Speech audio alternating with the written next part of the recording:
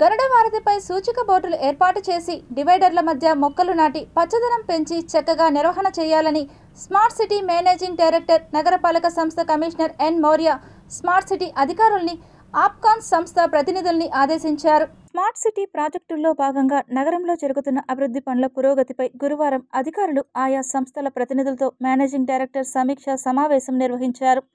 గరుడ వారధి integrated command control centre తదితర ప్రాజెక్టుల పురోగతిని ఆయా సంస్థల ప్రతినిధులు వివరించారు. ఈ సందర్భంగా ఆమె మాట్లాడుతూ గరుడ వారధి రోడ్ల నిర్వహణ బాగా ఉండాలని, అలాగే ప్రమాదాలు జరిగే ప్రాంతాల్లో సూచిక బోర్డులు ఏర్పాటు చేయాలని సూచించారు. గరుడ వారధి కింద డివైడర్ల మధ్య కూడళ్లలో పచ్చదనం పెంచేలా మొక్కలు నాటాలని ఆదేశించారు.